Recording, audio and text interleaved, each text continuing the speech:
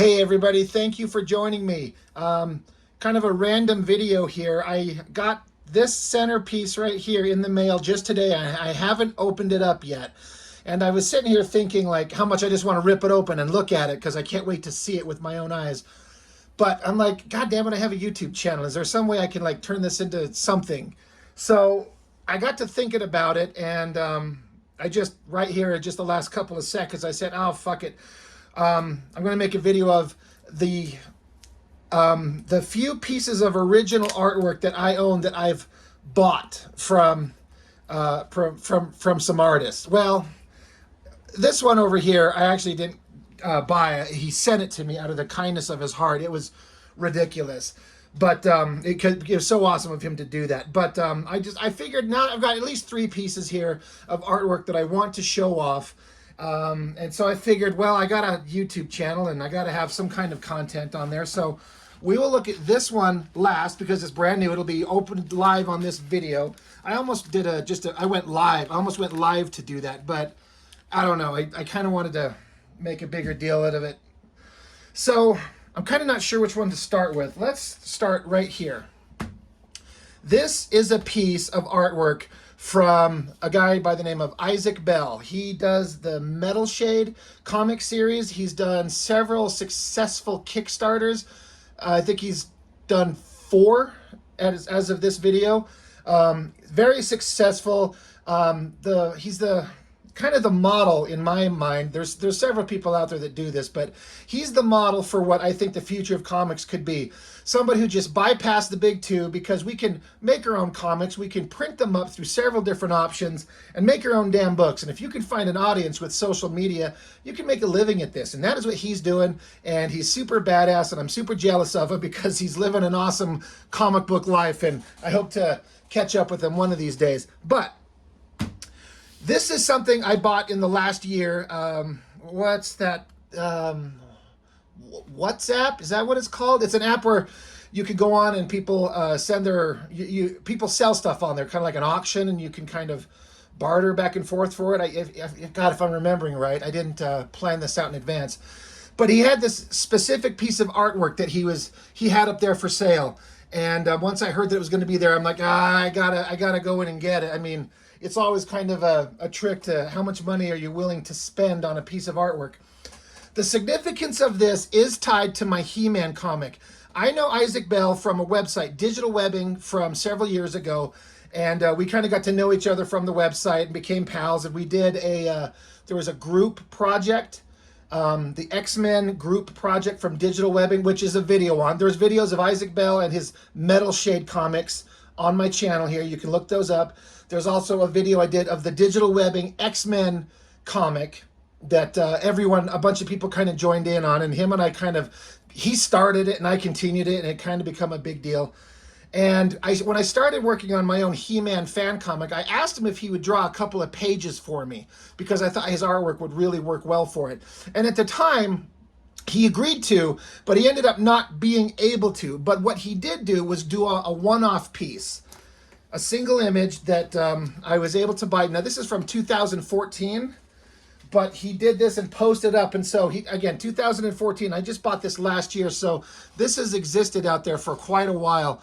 And I really wanted to get my hands on this thing. And I'm sorry, my camera lens seems kind of foggy and fuzzy. Let me, what if I got it dirty or something? I hope this, if that was fuzzier before, I hope it shows up better now. Anyway, the original artwork from IZIK Bell. Damn it, where's this? There, duh, right there. There's his signature. He drew a picture of Skeletor. Now, I love this, but I feel kind of awkward. I was going to say IZIK Bell's artwork has progressed way better than what you see here, and I love this.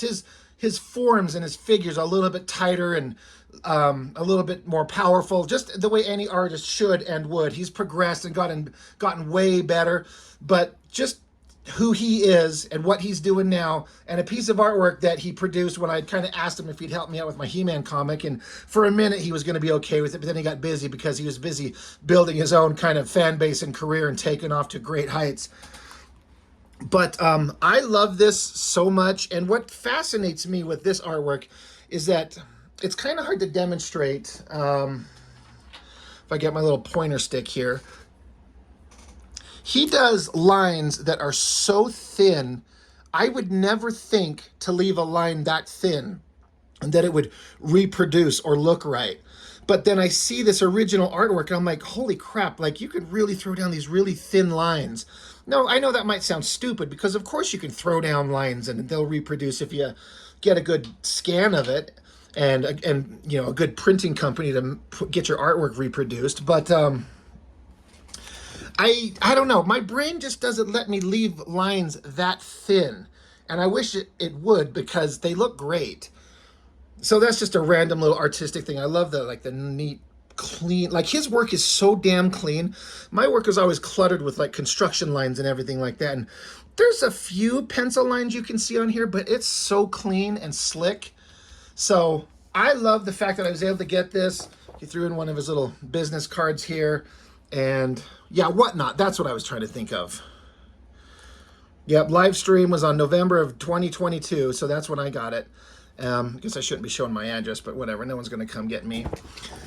Anyway, that is one piece of original artwork that I own, and I love it. And one of these days I'm going to get a frame and put it around this and have it hanging up somewhere so I can kind of be inspired by a guy who's out there making it happen, and he didn't have to go through Marvel or DC to be successful in making comics as a living. So that is one. This next one is by a fellow named Matt Triano. He's a guy that works in comics. I'm saying this not disrespectfully. He's not a name that's like a big name. He's worked for the big companies and he's done work. I don't know what he's doing anymore because I don't see him on social media very often at all. On occasion, because he does follow me on Instagram, and I'll get a like on like once a year from him. I'm not sure what he's doing. He's a great artist. And again, years ago on Digital Webbing with that group X-Men project, he was part of the website talking as a working professional artist. And I approached him and asked him if he'd be willing to do a cover for the book, which was never going to be printed, but you know, a PDF was going to be put together, and would he be willing to throw in a cover? And he was very gung-ho to do it, but he had work come up that kind of took up his time. And so years later, this piece of artwork is dated 2019, and that was, we were doing that thing in 2012. So years and years later, I get a message from him and he's like, hey Rob, I'm just paraphrasing here. He's like, hey Rob, I didn't forget about you. I felt like I've owed this to you. And so what is your address? I'm sending you the piece of artwork. I know that project is long since done, but I thought maybe you would appreciate having the actual original piece of artwork that I'm going to make. And I was like, I mean, fuck yeah, dude. Like, absolutely. So I gave him my information and he sent me this right here. So yeah, let me, Triano, he done in 2019. And so it's, I'm not sure if it's watercolor paper, sorry. What's neat is you can see like the rough sketch work he was doing on the back. And, oh, you know what? I know what it is. I've heard about this, where you rough out the figure on one side and then you flip it over and light box trace the figure on the opposite side so you could get the final line without scuzzing up, you know, your paper and that you're going to do your finished art on. You don't have all those construction lines. You just do the one line. So that's what it is. I don't know if you can, I mean, you can kind of see. So, I mean, I'm trying to get my camera focused up here close enough. I could not believe that he sent this to me. Didn't ask anything for it. Just that he agreed 2 years ago. And, you know, it wasn't anything I was sore at all. I mean, like, he's a working professional, and we were kind of asking him to give, you know, free labor, free work for us to a group project that we were all doing. And he wanted to, but he couldn't. But he just, out of respect and honor to the word that he gave to me, the guy, I was basically the one that spearheaded the whole thing and kept it going and coordinated with everybody and gathered the artwork and put it together and kind of pushed it. And because he had promised me that he would, but he never got to it, he just made the artwork and sent it to me. I love everything about this, but the thing I'm mostly fascinated with is this goddamn planet below. The watercolor work on the earth below here, the slight glow of the, you know, the edge of the planet in the distance where the space meets the atmosphere of the planet. All of that stuff looks so damn neat. And like these stars that are like flecked on, like it doesn't appear that my camera's picking up as much as I'm seeing with my own eye, but it still looks so good. And then the fire effects, all this watercolor things going on in here, and that maniacal like face. I love the hands. It uses a very thin line, like it's inked in on, like, you know, in places it's inked. There's some thick lines here, but like look at this hand, very thin line. Again, my brain would never let me do that because I would just think it's too thin. I got to thicken it up. God, do I just think this is great. And this is another one where, I mean, I have it and I kind of put it away behind me in my little storage area and I kind of forget that I have it. And then I always run across it. I'm like, Jesus Christ, I need to get this into a frame and hang this up. So now I got that Skeletor one by IZIK, and then I got this one by Matt Triano. And then the new one I'm going to pop out. I should get all of these up and hung up in my place here because I don't know. I hope that you think this is as neat as I do. I think the color work on this, I just get a real sense of that it really feels like the Dark Phoenix, like she's flying above that planet, the evil look on her face, the flame, but the background, the planet. I can't get over how beautiful this hand watercolored piece is. Like, he put some time into this and he sent it to me. Like, I am humbled and I'm honored. Matt Triano, brother, if you are out there, I hope you see this video, and I hope that you know how much I appreciate this. Because again, you don't do much on social media, so I hope you're out there. I hope you're prospering. I hope you're doing well, sir. But now that I've started my YouTube channel in the last 6 months, and I'm at almost 1,100 subscribers, I'm like, I want to shout out anybody's name, especially someone like this who does this kind of amazing work. Like, I don't know what he's working on now, but damn, is it good. So I love this so much. God, I keep looking at this bent knee. It's kind of like weird anatomy, but I say that in a good way. Like, it's not traditional, like Jim Lee, flawless, perfect, hard rock hard body, female figure stuff. It's different, but it's still attractive, and it's maniacal and evil and suspenseful like the Dark Phoenix should be. I just love it. So much beautiful color going on here. It's so good. Anyway, I guess that's enough about that one. I just don't know what else to say. I sit here and I just stare at this, and I just love it so much. So that's that one. I'm going to put this away. And like I said, I just got a new piece of artwork. So let me back the camera up because this is a little bit bigger. I'm not sure, but I think it's 11 by 17 standard comic art size. Let me see, like, probably, yeah. So this is kind of stuck here, so we're going to get out our official cautious, package opener. This is some sturdy wrapping that he got here. I'm trying to do this without cutting anything we don't want to cut into.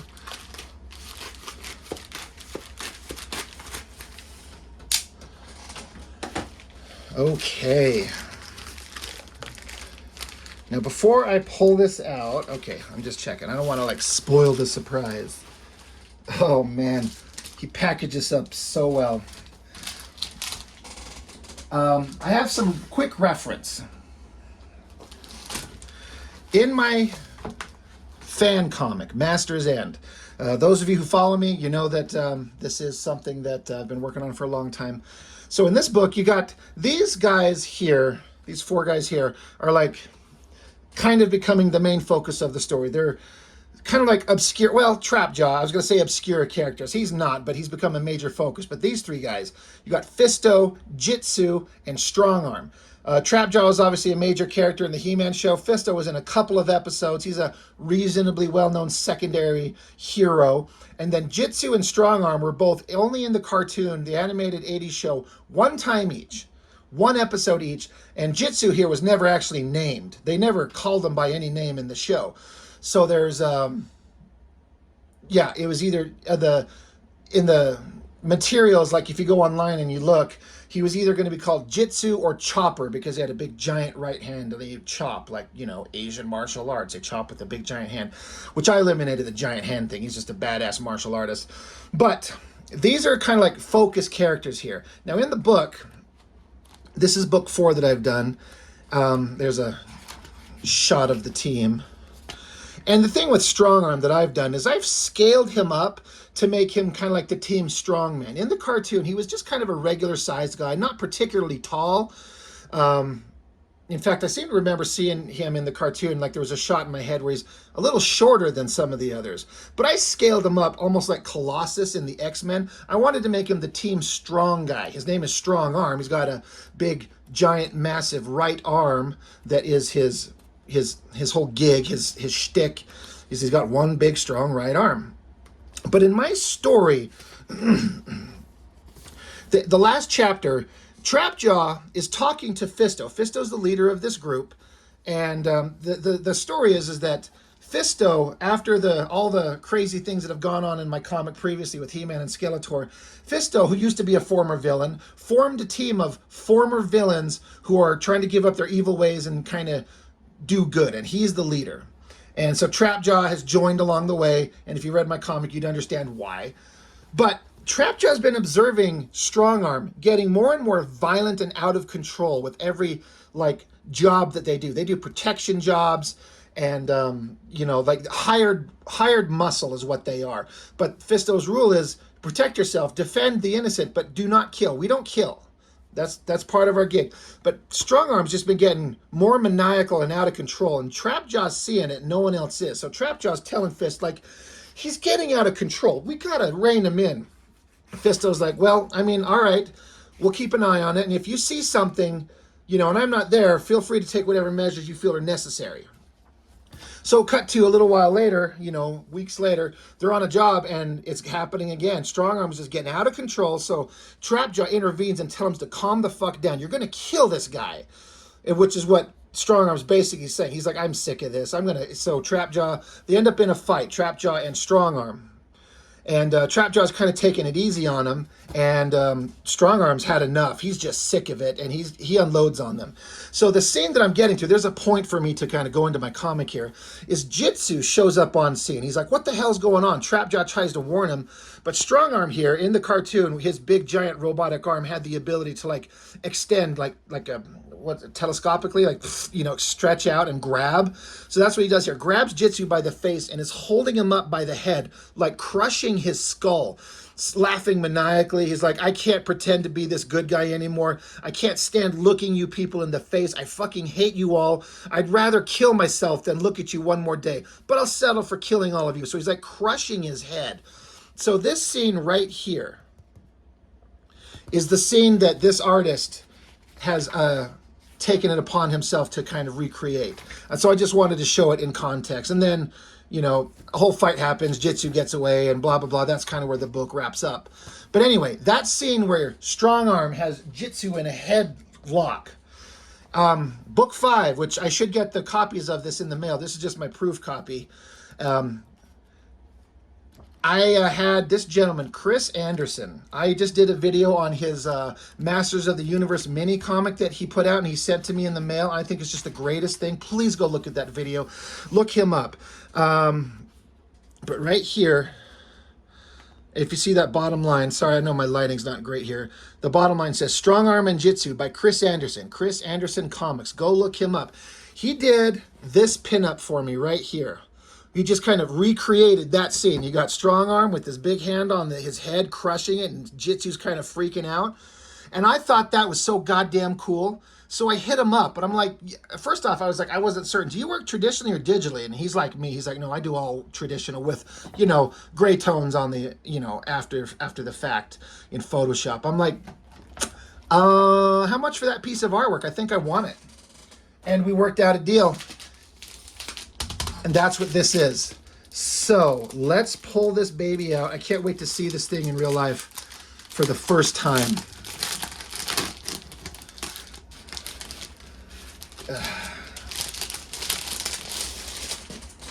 And thank you for hanging on and letting me go on and on about how the whole story, just so there's some context for this piece of artwork. I gotta scale this back so we can get it in shot. Man, he did a great job of packaging these up with the cardboard to protect it. Taped down.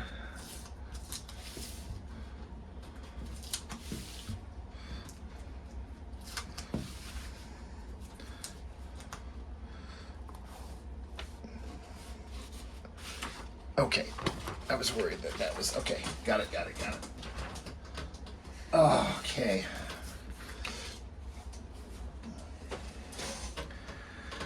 Oh man, do I love this. Gosh, like I said, no joke. This is me looking at this for the first time fresh. Chris Anderson, man, I'm sure you'll be watching this, man. Thank you for hooking me up with this. It's worth every bit, even more than what we worked out, man. I am looking at your brush strokes on here. It's almost like a dry brush effect, kind of like a gray tone, it looks like. And again, that never occurs to me to try that. You've got some sharp, clean feathering lines here, but then there's some places where it's a, whether it's like it's a brush and you're just, you get the ink on and you kind of, packaging's falling off my shelf over here. I don't care. You like a dry brush. You get the ink on the brush and kind of like get the excess off and on a piece of paper towel or another piece of paper and get this dry brush effect. Kind of becomes like a gray tone. I love the metal textures going on here. The face. Oh man, I'm just loving this. Look at that face on. When I first started drawing this strong arm character, I thought he was kind of stupid because it's so ridiculous. He's like giant metal arm, this ridiculous metal helmet face with weird pointy like elf ears and spikes on his helmet and this toothy jaw. But as I started drawing him, it became like so ridiculous. I ended up loving it. And like it's awesome because it's ridiculous, and then it becomes so fucking cool. The gestures on the hand, like the open folds on that glove. Oh man, I'm getting this shit framed. It's going on my wall, probably right above my desk, right up here.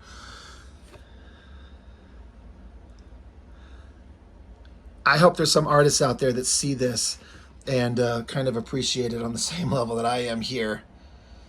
Oh yeah, and I can see the underdrawing looks like blue pencil, which is something that I've gotten into in a big way recently. I wonder if he uses the same kind of Kohl Erase blue pencil that I do. Man, I love that so much. Oh my gosh. I'm gonna grab that book again.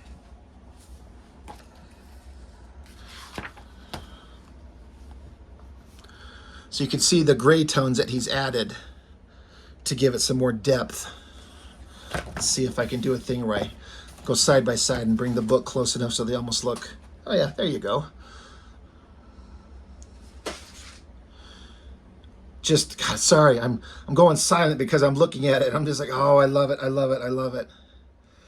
So please, anybody out there, go look up Chris Anderson, man. This guy's work is fantastic. I'm going to stare at this forever, I can tell already. I'm inspired to draw. And I can't think of some people have told me that on my channel when I've shown my work or shown that I'm working on a comic or just talking about comics. I've had a couple people hit me up and tell me that they've been inspired to get drawing again after watching my channel or even seeing my crappy artwork. It's the most humbling thing I can ever think of having anybody say about me and with anything I've done. But Chris Anderson, dude, you are making me want to draw. This looks so great. Anyway, I guess I could just sit here and gush over it like an idiot for another hour, but I shouldn't. So I'm going to stop this here. But thank you for watching. And if anybody is interested in any of these artists, I suggest highly that you go look them up. All their work is fantastic, and they all deserve some recognition. So I guess that's all I've got for now. So thanks for watching, and we will see you on the next one.